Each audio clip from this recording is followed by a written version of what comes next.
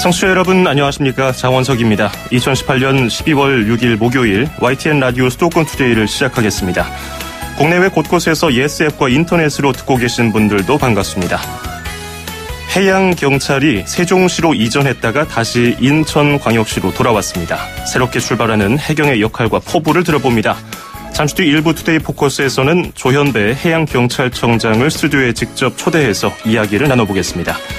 이어서 2부 이번 주말에 어디 갈까 코너에서는 주말에 가볼 만한 여행지 추천을 해드리고요. 투데이 안전톡톡 시간에는 안전상식을 전해드리겠습니다. 오늘 서울 아침 기온은 어제보다 높았습니다. 0도 정도를 보였는데요. 오늘은 전국적으로 흐린 가운데 제주와 남부지방은 아침과 낮에 비나 눈이 내리는 곳도 있겠습니다. 오늘 밤부터는 다시 찬바람이 불어오면서 퇴근길에는 영하 날씨를 보이겠습니다. 주말을 포함해서 당분간 이 추위는 이어집니다. 서울 현재 기온 1도, 습도는 53%, 오늘 낮 최고 기온 서울 대전 7도, 강릉 9도, 대구 8도, 광주 7도, 부산 12도를 기록하겠습니다. YTN 라디오 수도권 투데이 1부 잠시 뒤에 출발합니다.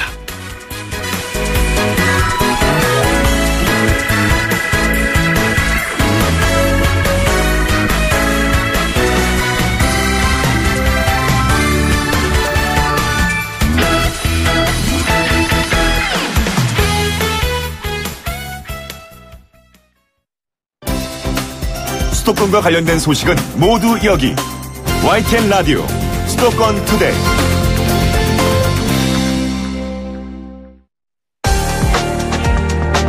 투데이 포커스.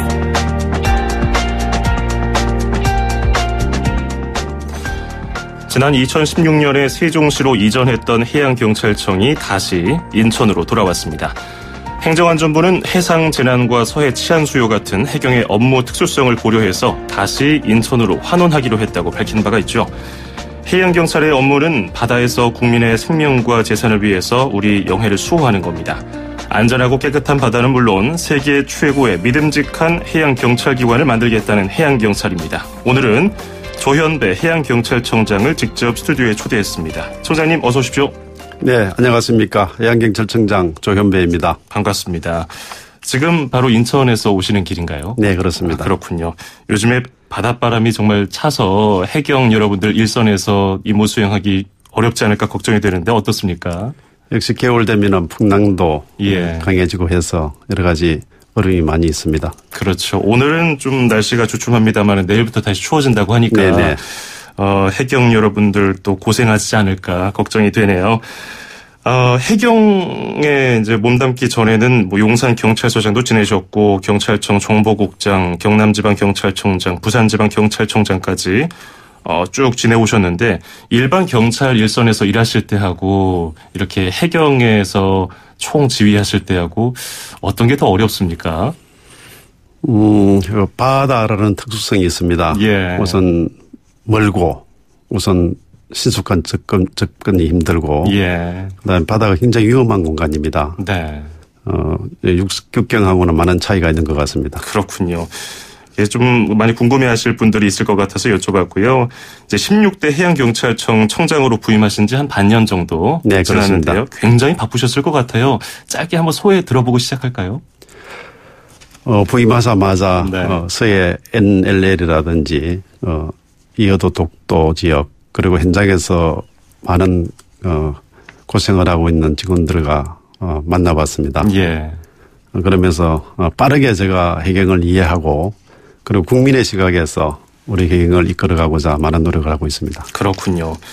해경청장으로 부임하시자마자 가장 큰 현안 중에 하나가 바로 해경이 인천으로 다시 돌아온 거였어요. 네. 지난달에 관서기가 기항이 돼서 지금 펄럭이고 있죠. 네, 그렇습니다. 예. 해양경찰이 세종으로 갔다가 인천으로 돌아오는 그런 과정 어떻게 보셨습니까? 저희 해양경찰이 1996년에 해양경찰청으로 승격됐습니다. 그러다가 세월호 사고로 해체가 된 적이 있고요. 그렇지만 해양경찰이 바다의 안전과 치안을 든든히 지켜달라는 국민의 염원에 따라서 지난해 7월 다시 예청으로 재출범을 했고 이번에 2년 3개월 만에 인천으로 다시 돌아오게 됐습니다. 예, 바다와 가까운 인천으로 고향으로 돌아온 걸 또 많은 분들이 환영하고 계실 수도 있는데 지금 인천 시민분들도 YTN 라디오를 많이 듣고 계세요. 네네. 그래서 해양경찰 인천 환원이 어떤 의미가 있는지도 설명해 주시면 좋을 것 같습니다.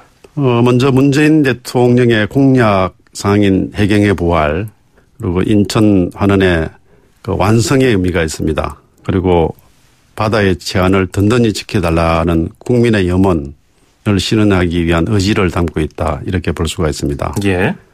우리 해양경찰은 단순히 보금자리로 돌아온 것이 아니라 새로운 도전의 터전이라 생각하고 국민의 해양 안전을 위해서 한마음으로 최선을 다할 것입니다. 예.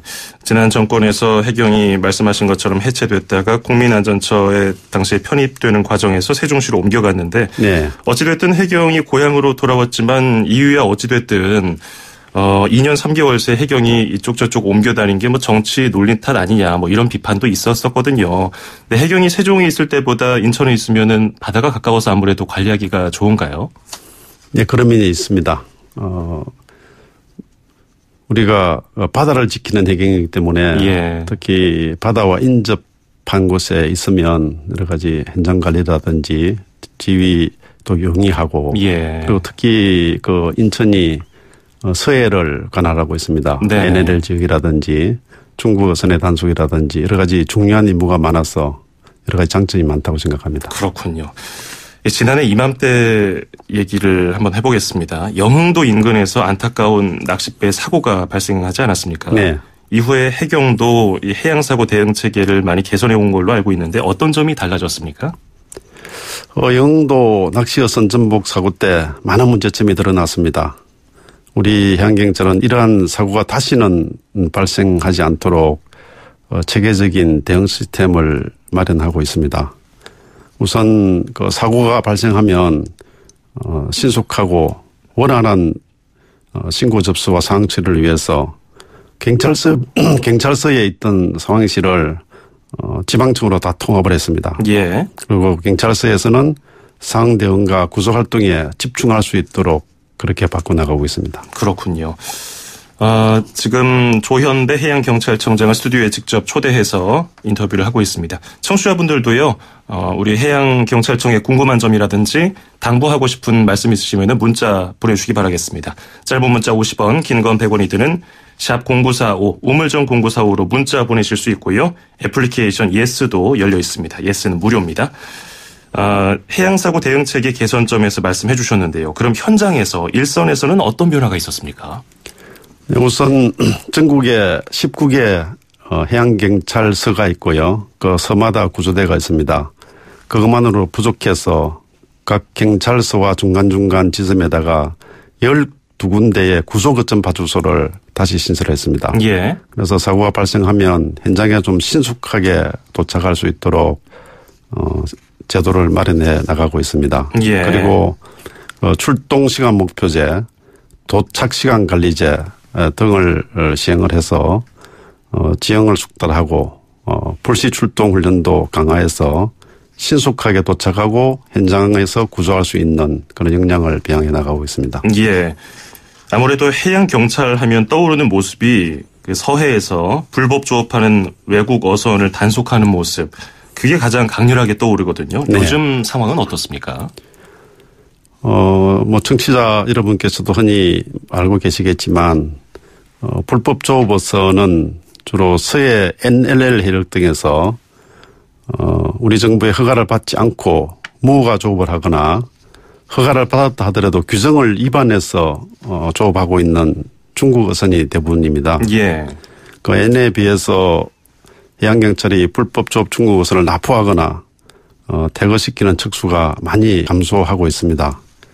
특히 그 서해 NLL 해역에서 중국 어선 조업 실태를 보니까 금년에는 전년에 비해서 중국 조업 어선도 55% 감소했고 예. 또 퇴거 조치를 당하는 중국 어선도 67% 정도 줄었습니다.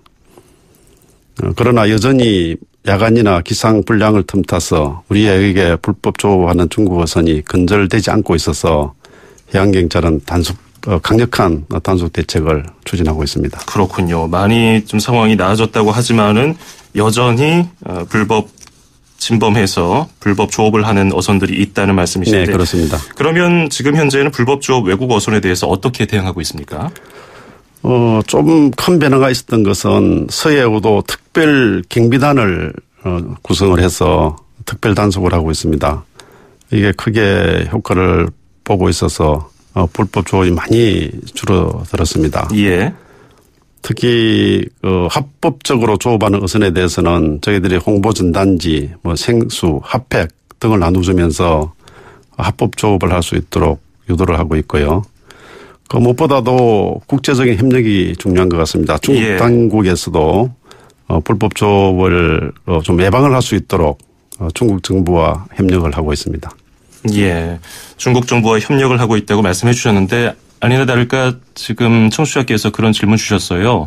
끝자리 9923번님이 중국 불법 조업으로 어민 피해가 큽니다. 해상 단속뿐 아니라 중국과의 협상도 있어야 하지 않을까요? 이렇게 질문 주셨는데요. 이렇게 정기적으로 중국과 우리 해경 당국이 함께 대화를 하는 그런 채널이 있습니까? 네, 채널이 마련되어 있습니다. 예. 1년에 한 3차례 정도 중국과 한국이 만나서 서로 협의를 하고 있습니다. 그렇군요. 중국과도 항상 이게 소통을 하면서 불상사가 일어나지 않도록 하는 게 중요해 보이네요.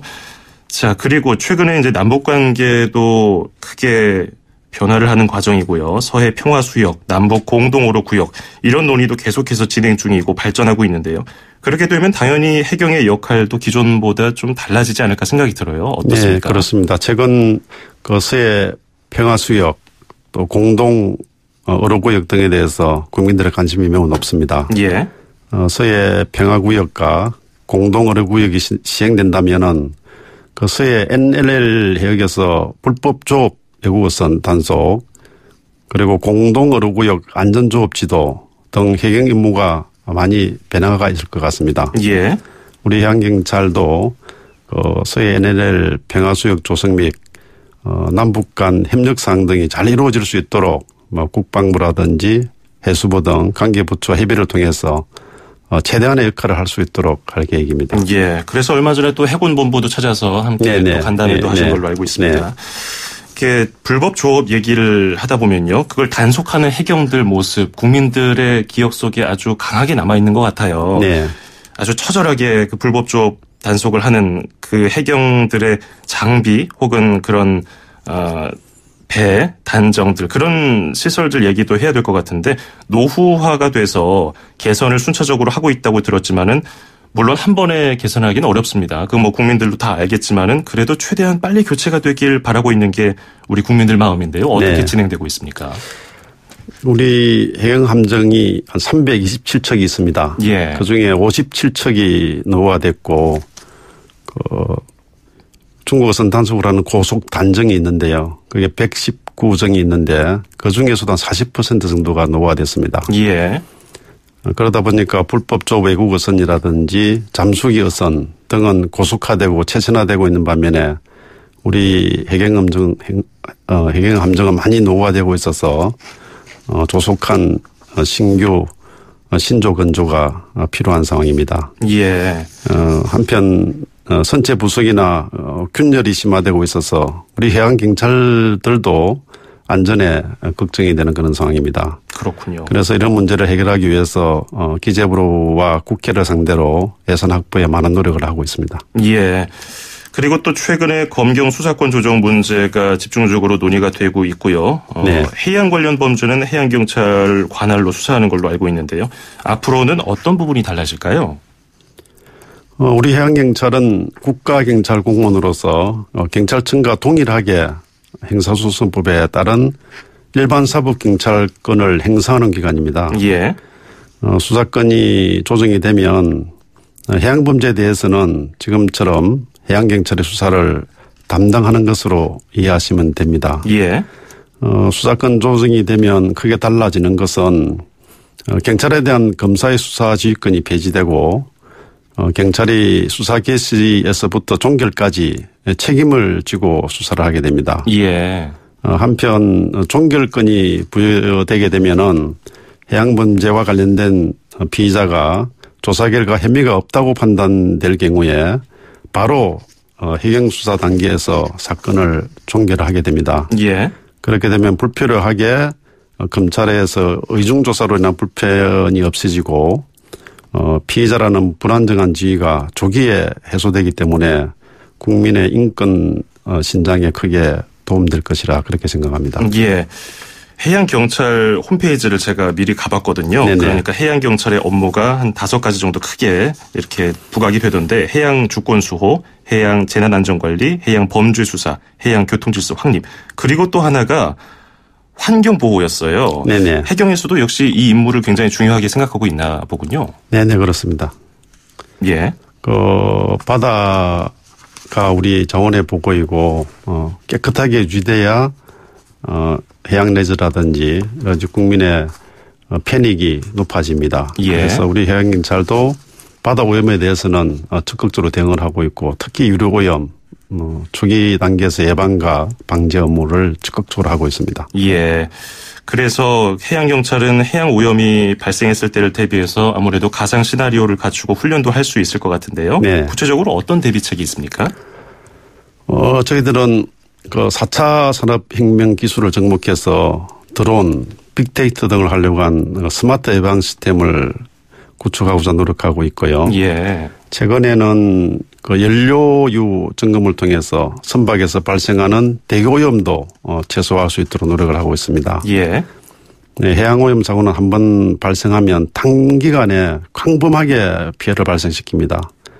그 선박의 충돌, 자초사고가 발생하더라도 오염물질의 유출을 사전에 차단하는 방향으로 정책 패러다임을 전환하고 있습니다. 예. 장비도 많이 보완을 하고 있는데요. 지금 저희들이 방제정이 41척이 있습니다. 최근에는 500톤급 화학 방제함을 건조해서 운용을 하고 있습니다. 예. 자, 오늘 해양경찰이 하는 일 그리고 현재 가장 바쁘게 추진하고 있는 일들에 대해서 들어봤는데요. 청취자분들도 궁금한 점이 많으신 것 같아요. 몇 가지 좀 소개를 해드리죠. 4673 끝자리 쓰시는 분은 애프터 서비스가 아니라 비포 서비스에 노력하는 모습 기대하고요. 정치에 휘둘리지 않는 해양경찰이 돼주시길 바랍니다. 이런 문자 주셨고요. 그리고 5917번님은 아까 그 불법 어선 단속하는 것과 관련된 문자 주셨어요. 5917번님이 청장님 불법 중국 어선 납포할 때 혹은 단속할 때 포악하게 저항하고 있는 그런 불법 어선들에게 그물포 같은 장비는 사용하면 안 되나요? 저의 친구도 해경에 있는데 저 걱정이 됩니다. 이런 말씀 주셨는데요. 어떻게 생각하십니까? 그물포도 참 좋은 아이디어 중에 하나인 것 같습니다. 예. 그러나 뭐 바다에서 그 어선을 그물로 납포할 수 있는 그 장비를 예. 개발해야 되는데 아직까지는 좀 쉬운 것은 아닌 것 같습니다. 그렇군요. 그리고 그 난폭하게 저항하는 것도 좀 많이 줄었습니다. 예. 과거에 비해서는. 중국 당국에서도 많은 지도를 하는 것 같고 그리고 불법 폭력으로 저항하면 형량이 처벌 수위가 아주 높아집니다. 예. 그런 거를 알고 있기 때문에 과거에 비해서는 좀 폭력 저항이 좀 줄어드는 그런 상황입니다. 그렇군요. 그리고 1568번님도 짧게 문자 주셨는데요. 이 무게감은 굉장히 커 보입니다. 1568번님이 다시 그런 일이 없어야겠지만은 혹시 세월호 같은 대형 참사가 일어나면 어떻게 대처하실 생각이십니까? 이런 질문 주셨는데요. 어떤 의견이 있으십니까? 예, 다시는 국민의 큰 걱정을 끼치는 그런 일이 일어나지 않도록 전반적인 대책이 필요합니다. 가장 중요한 것은 해양 종사자의 인식, 무엇보다도 안전을 최우선으로 하는 예방 점검이 중요한 것 같고요. 그리고 이제 그렇더라도 혹시 불의의 사고가 발생하면 우리 해양경찰이 현장에 신속히 출동해서 예. 현장을 합리적으로 파악하고 바로 대응 조치를 할 수 있는 역량 그리고 이제 구조 역량 이게 반드시 필요합니다. 예. 저희들 장비도 보강을 하고 있고 구조 중심 조직으로 그렇게 단단히 체질을 개선해 나가고 있습니다. 아직은 예. 좀 부족하지만 더욱더 노력한다면 대형 재난에도 대응할 수 있는 그런 조직으로 발전해 나갈 것입니다. 예. 자, 끝으로 인천 해경이 이제 고향 인천으로 돌아왔으니까요. 앞으로 어떻게 해경을 꾸려 나갈 것인지 짧게 끝으로 청취자분들께 한 말씀 해 주실까요? 우리 해경은 우리 국민이 국가가 맡긴 임무 이거를 충실히 수행할 수 있도록 각 분야에서 역량을 고도화시키는 노력을 하고 있습니다. 예. 그래서 우리 또 조직 문화도 자율과 책임, 자기 주도 근무, 맡은 임무는 각자가 책임지고 수행할 수 있는 역량을 길러서 예. 어떠한 위험이 발생하더라도 우리가 최선을 다해서 해결하는 능력을 국민한테 보여주므로 든든하게 신뢰받는 그런 해경 조직으로 만들어 나가겠습니다. 예. 자, 저희가 손님을 모시면요, 꼭 인터뷰 전에 청취자분들께 들려드리고 싶은 노래 하나를 골라달라고 부탁을 드리거든요. 네. 행복을 주는 사람 골라오셨는데 왜 이 노래 골라오셨습니까? 우리 해양경찰이 국민 여러분에게 행복을 주는 바다의 파수꾼이 되겠다는 의미입니다. 그래서 해바라기에 행복을 주는 사람을 추천합니다. 그렇군요. 바다의 파수꾼 해양경찰. 인천에서 새롭게 출발하는 해양경찰 앞으로 큰 기대해 보겠습니다. 오늘 말씀 잘 들었습니다. 고맙습니다. 네, 감사합니다. 네, 끝으로 해바라기에 행복을 주는 사람 들으면서 조현배 해양경찰청장 인터뷰 마치겠습니다. 2,500만 수도권 청취자를 위한 모든 소식이 한자리에 YTN 뉴스 FM 수도권 투데이. FM 94.5MHz YTN 라디오 수도권 투데이 듣고 계시고요. 저는 장원석입니다. 2부에서는 이번 주말에 어디 갈까 코너에서 여행지 추천해드리고요. 투데이 안전톡톡에서는 안전 상식을 전해드립니다. 20초 뒤에 뵙겠습니다. Ignition, liftoff.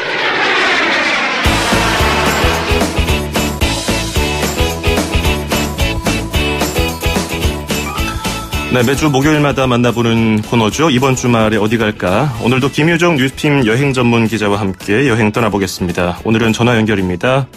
기자님 안녕하세요. 네, 안녕하세요. 뉴스팀 김유정 여행 전문 기자입니다. 예, 오늘은 어디서 전화하세요? 출장 가셨군요. 네, 출장 갔고요. 예. 오늘 몰디브에서 전화드립니다. 아, 몰디브예요? 네. 예, 그래서 좀 한국은 많이 춥다고 하더라고요. 예, 오늘 좀 풀렸는데 풀려도 영도입니다. 몰디브에서 취재 잘 해오시고요. 좀 수화 감이 네. 그래서 좀 멀었군요. 청취자분들도 양해 부탁드리겠습니다. 네. 자, 네, 양해 부탁드립니다. 네, 감안해서 저도 진행을 해야겠군요. 지난 5일에 수능 점수가 발표가 됐는데요. 수험생들도 학부모님들도 참 고생 많으셨습니다. 이번 주말은 수험생들을 위한 여행을 추천해 주신다고요? 네, 앞서 들었던 노래처럼 제가 좀 위로를 좀 해드리고 싶어요. 수험생들이랑 학부모님들한테. 그래서 이번은 좀 힐링 여행을 좀 추천을 해드리려고 하는데요. 또 올해 특히 또 수능이 어려웠잖아요. 예. 그래서 마음고생한 분들이 많다고 들었어요. 저도 수능을 본 지 한 15년 넘게 지났지만. 예. 인생을 조금 더 산 선배로서 인생이 또 목적을 향해 달리는 것이 아니라 또 긴 여행을 하는 거라고 하는 말도 있잖아요. 네. 그래서 시험 결과를 떠나서 모두 수고한 여러분들을 위해서 준비해봤습니다. 바로 푸른밤의 제주인데요. 몰디브와도 좀 비슷하죠? 아, 그러네요. 저는 몰디브보다 제주가 더 좋습니다. 푸른밤의 제주. 저도 그렇습니다. 예, 제주 정말 좋다고 말할 수밖에 없을 정도로 여러 가지 장점이 너무 많아서요. 누구나 좋아하는 곳이잖아요. 맞아요.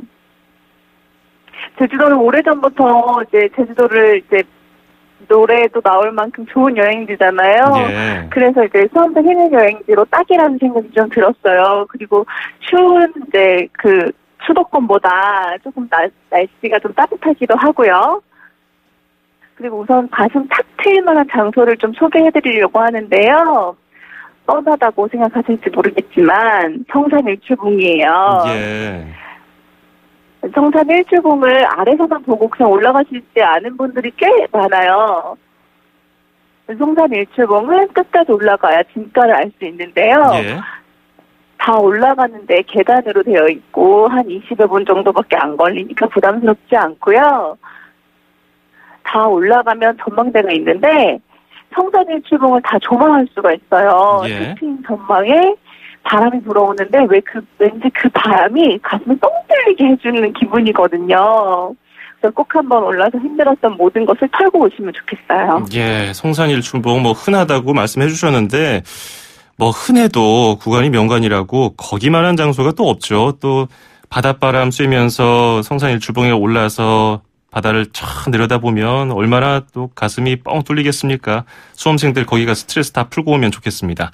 자, 지금 현재 몰디브 현지에서 현지를 취재하고 있는 뉴스핌 김유정 기자와 전화 연결하고 있는데요. 따라서 좀 전화감이 멀 수도 있다는 점 청취자분들 다시 한번 양해 말씀 부탁드리겠습니다. 성산일출봉 근처에서 먹을 것 먹으면 좋겠는데요. 뭐가 있을까요? 사실 성산일출봉이 인기가 많은 여행지라 아침에 다녀오시는 게 좋아요. 예. 아침에 다녀오시고 성산일출봉 근처에 있는 가성비가 좋은 갈치조림집이 있는데요. 요새 제주 물가가 너무 올라서 갈치조림도 사보다더니 기본일 정도예요. 예. 그래서 비싸서 엄두가 안 나는데요. 성산일출봉 근처 갈치조림 맛집이 있는데 가격이 저렴해서 너무 좋아요. 예. 대신 너무 인기가 많다 보니까 오전에 갈치, 고등어가 다 떨어질 수도 있으니까 서둘러야 합니다. 그렇군요. 인기가 많은 집인 것 같아요. 오전에 고등어가 다 떨어지니까. 그럼 만약에 오전에 일찍 가지 못해서 갈치 고등어를 먹지 못하면 뭘 대신해서 먹으면 좋을까요? 제가 또 추천해드리고 싶은 것은 딱새우예요. 요즘 또 딱새우가 한 TV 프로그램에 나온 적이 있어가지고 인기도 끌고 있지만 예. 여기는 줄 서지 않아서 먹을 수 있는 곳들이 많아요. 딱새우를 회로 먹을 수 있거든요. 예. 제주에서만 맛볼 수 있는 건데 달콤한 새우살이 일품이고요. 그 머리를 다 먹으면 새우 머리를 일부로 해물라면과 같이 끓여주고요. 예. 일부는 버터에 볶아서 버터 새우를 머리살 부분을 떼어 먹을 수 있게 만들어주는데요. 엄청 고소하고 쫄깃쫄깃한 딱새우살을 먹을 수 있거든요. 예. 저 해물라면은 딱새우에다가 해물 여러 가지 해물이 보태져서 나오니까 정말 기가 막힙니다. 그렇군요. 딱새우 저도 지금 좀 익숙하지가 않아서 검색을 해봤더니 이게 제주 딱새우라고 하니까 왠지 기분 탓인지 모르겠지만 더 크고 싱싱해 보이고 뭔가 힘이 있는 모습이 보여지는데요. 그 허리에서 그 딱새우를 먹고 가족들끼리 여행 간 분들, 수험생들과 함께 간 분들은 이제 소화시킬 겸 어디 가볼 만한 곳도 없을까요, 주변에? 저희가 사실은 제가 제일 소개하고 싶은 곳이 올레길 20-1길이에요. 예. 여기가 바로 김영인데요. 제일 아름다운 올레길이라고 소문이 나 있는 곳이지만 김영이라는 곳이 되게 조용하고 오붓한 마을이에요. 예. 이곳에 아주 작게 금속 공예 마을이 있는데요. 해녀의 삶이나 가족에 대한 그 금속 공예품이 놓여져 있는데 예. 가족들이랑 그걸 보면서 많은 것을 느낄 수 있어요. 예. 그래서 그런 것들을 같이 보면서 대화를 나누면서 올레길을 걸으면 너무 좋지 않을까 그런 생각이 좀 들었고요. 그 올레길을 다 걸으신 다음에 바다 그림이 크게 그려져 있는 카페가 있어요. 예. 그것도 조그맣게 이렇게 오순도순 이렇게 대화를 나눌 수 있는 곳이거든요. 예. 그래서 그곳에서 서로를 이해하는 시간을 갖고 수능에 대한 부담감을 좀 내려놓고 왔으면 좋겠다는 생각이 듭니다. 그렇군요. 제주 비슷한 지금 몰디브에 가 있는데요. 그래서 전화감이 좀 멉니다. 몰디브 네, 지금 죄송합니다. 현재 날씨는 어떻습니까? 사실 제주보다 날씨가 더 안 좋아요. 그래요. 어때요? 뭐 흐린가요? 네, 흐려가지고요. 제가 여기 도착하는데 24시간이 걸렸습니다. 흐리고 24시간, 태풍이 예. 오는 바람에 예. 수상 비행기가 뜨지 못해서 한 100시간을 오래 가졌고요. 그렇군요. 지금은 비가 오고 조금 그친 상황입니다. 그렇군요. 수도권 투데이에서 이제 몰디브 특파원으로 가 있는 거잖아요, 지금. 네. 예, 그럼 제주하고 몰디브하고 가장 큰 차이점이 뭔 것 같아요? 제주는 산도 있고 길도 있고 바다도 있고 다양한 볼거리들이 있잖아요. 예. 근데 몰디브는 한 섬에 한 호텔만 있어요. 아, 산도 그렇군요. 없고 예. 바다만 있습니다. 그렇기 때문에 몰디브보다 제주도가 훨씬 좋습니다. 예, 알겠습니다. 지금 몰디브에서 또 취재하느라고 바쁜데요. 날씨가 좀 안 좋다고 하니까 그래도 덜 부럽네요. 오늘, 네. 거기서도 여기 또 취재하면서 제주도 소개해 주셔서 고맙습니다. 오늘 말씀 잘 들었습니다. 고맙습니다. 네, 감사합니다. 네, 지금까지 몰디브 현지에서 김유정 뉴스핌 여행전문 기자였습니다.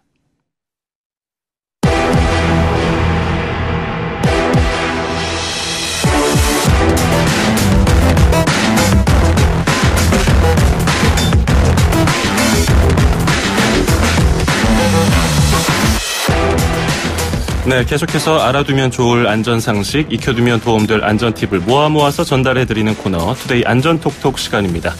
모든 시민들의 안전을 위해서 현장을 바쁘게 뛰어다니는 분 만나보겠습니다. 양천소방서 이혜지 반장입니다. 안녕하세요. 네, 안녕하세요. 예, 비가 그치고 바람이 거세지더니 기온이 뚝 떨어졌습니다. 오늘은 잠깐 소강 상태를 보입니다만 내일부터 또 다시 영하 추위가 시작된다고 하죠. 오늘 저녁부터 영하 추위가 시작된다고 해요. 네. 소방청에서 정한 겨울에 조심해야 할 3대 겨울용품이 있다고요? 네, 이제 추운 날씨에 사용이 급증하는 전기 장판과 히터, 전기 열선, 화목 보일러를 겨울철 화재 위험 3대 난방용품으로 정했습니다. 최근 3년간 소방청 화재 통계를 보면 이 세 가지 용품들이 겨울철 화재 원인의 대부분을 차지하고 있었고, 이제 최근 7명의 목숨을 앗아간 서울 종로 고시원에서 발생한 화재도 고시원 내 거주자가 사용하던 전기 난로에서 시작된 걸로 추정되고 있고요. 예. 안 그래도 며칠 전에 경찰이 전기 난로를 켜두고 나온 거주자에게 중실화, 중과실 치사상 혐의로 체포영장을 발부했다는 소식이 있었는데 그렇다고 추운 겨울에 난방용품 없이 지내기는 어렵고요. 특히 전기장판하고 히터는 필수잖아요. 네, 이제 저도 이제 밤 되면 전기장판 켜고 이불 속으로 들어가면 그렇게 따뜻할 수가 없어요. 그럼요. 또 이제 소방서에서는 다리가 추워서 의자 밑에 이제 전기난로도 틀어두는데요. 예. 사용하실 때 안전수칙을 꼼꼼히 지켜서 사용해야겠습니다. 우선 좀 많이들 사용하시는 전기난로와 히터, 이동이 가능해서 굉장히 많이 사용하는데요. 제품들이 전력 소비량이 커서 과부하 발생 위험이 높습니다. 보통 전기난로의 경우 소비 전력이 약 1000와트, 이제 쉽게 절전형 전구 한 50개를 한 번에 사용하는 것과 동일하다고 생각하면 돼요. 예. 따라서 이제 사용할 때는 일정 시간만큼 한 2시간 정도 사용하시고 10분 정도는 전원을 꺼서 과열되지 않도록 사용하시는 게 좋고요. 또 이제 전기 난방용품을 오래 사용하면 이제 주변에 있는 물질의 온도도 같이 상승합니다. 불이 쉽게 옮겨 붙을 수 있는 성질을 가연성이라고 하는데 이 실내 가연성 물질은 의류, 이불, 커튼 등이 되는데요. 이런 가연성 물질과는 좀 이렇게 떨어져서 정리하고 사용하시고요. 그렇죠. 그리고 또 하나 생각나는 것이요. 한 콘센트에다가 멀티탭을 꽂아서 전기 제품 여러 개를 동시에 사용하는 것, 이것도 위험하다고 들었는데 제품의 안전인증도 꼭 확인해야겠죠? 네, 이제 안전인증 KC 마크가 표시되어 있는 제품을 사용하세요. 예. 특히 또 이제 전기장판의 경우는 라텍스 매트리스와 같이 사용하면 정말 위험합니다. 이 라텍스 매트리스는 여름에도 뜨거운 온도에 스스로 열을 축적해서 불을 붙는 성질을 가지고 있기 때문에 이 열이 발생하는 전기장판과 사용하면 이제 불쏘시개 역할을 하는 거나 다름없습니다. 이제 부득이하게 같이 사용해야 한다면 이제 고온으로 장시간 사용하시는 거는 가급적 자제하시고 가능하다면 난연 이제 불에 타기 어려운 매트리스를 사용하는 것도 한 방법이 되겠습니다. 예. 전기장판은 봄이 되면 잘 말거나 접어서 창고에 뒀다가 겨울이 되면 다시 꺼내서 쓰시는데 네. 근데 막 전기장판 꺼낸 경우는 좀 구겨져 있어요. 이거 위험하지 않을까 생각이 드는데 어떤가요? 네, 이제 이게 안에 전기를 옮겨서 열을 발생시키는 전선이 이제 끊어져 있는 상태거나 이제 구부러진 상태로 계속 사용하다 보면 이제 합선이나 해당 부분에 고열로 화재가 발생할 수 있습니다. 예. 평소에는 보관하실 때 말아두시고 이 온도 조절기에서도 불이 꽤 많이 발생합니다. 이 조절기를 발로 밟거나 이제 바닥에 세게 떨어뜨리는 등 이제 충격을 주는 일이 없도록 하셔야 되고요. 예, 전기장판은 사용할 때도 조심해야겠지만 보관할 때도 각별히 신경을 써야겠네요. 그리고 조금 전에 화목 보일러도 말씀을 해주셨는데 요즘에 이거 많이 쓰나요? 그러니까 저는 좀 이 화목 보일러를 듣고 되게 생소했거든요. 예. 나무를 이제 땔감으로 만들어 떼는 보일러라고 해요. 요즘에는 석탄 쓰레기도 같이 뗄 수 있는 모델도 나오고 이 화목 보일러는 기름 보일러보다 이 난방비가 저렴해서 농촌 지역을 중심으로 사용이 크게 늘고 있습니다. 근데 또 이게 사용이 크게 늘고 있다 보니 농촌 지역에서 이제 사용상 부주의로 불이 많이 나고 있고요. 이 농촌 지역의 난방기기 화재 중에 실제로 가장 많은 비율을 차지하고 있는 것도 이 화목 보일러예요. 예, 농촌 지역에서 화목 보일러를 많이 쓰는군요. 아무래도 농사 지을 때 하루 종일 켜놔야 되는 경우도 많고 또 그 비닐하우스에서 그 보온 유지를 위해서 난방을 해야 되는데 그때 기름 보일러는 또 기름이 많이 쓰이니까 돈도 많이 들고요. 예, 전기도 마찬가지고요. 그래서 많이 쓰는군요. 근데 나무를 불에 태우는 보일러니까 화재 위험이 잘못 쓰면 잘 쓰면 괜찮겠지만 잘못 쓰면 당연히 위험이 높을 텐데요. 평소에 화목 보일러 관리를 어떻게 하면 안전하게 사용할 수 있을까요? 이제 우선 설치부터 안전에 신경 써서 하셔야 돼요.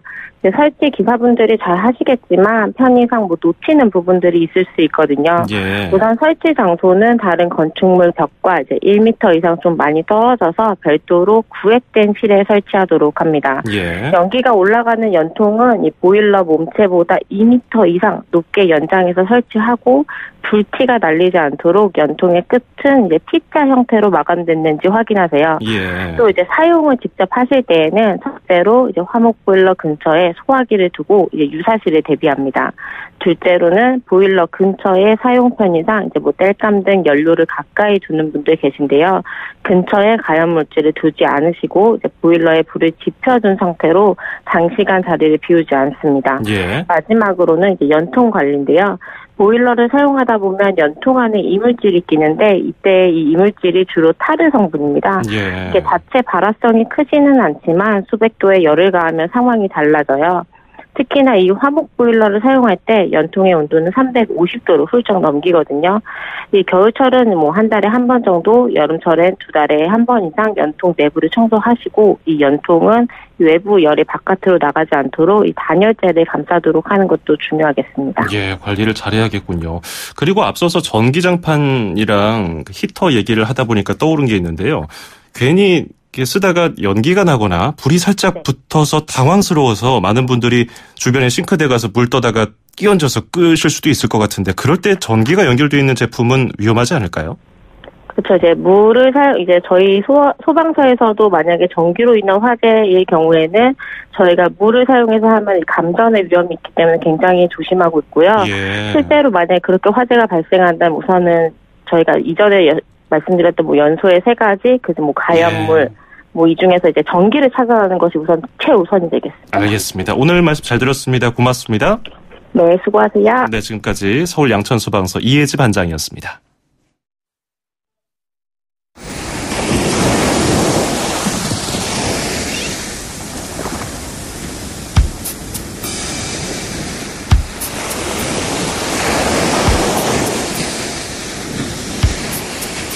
떠나요. 12월 6일 목요일 수도권 투데이 마치겠습니다. 겨울에 듣는 제주 파도 소리도 좋네요. 이번 주말에 어디 갈까 코너에서 김유정 기자가 소개해준 제주도 최성원의 제주도의 푸른밤 들으면서 오늘 마무리하겠습니다. 저는 내일 아침 9시 10분에 뵙죠. 장원석이었습니다. 고맙습니다.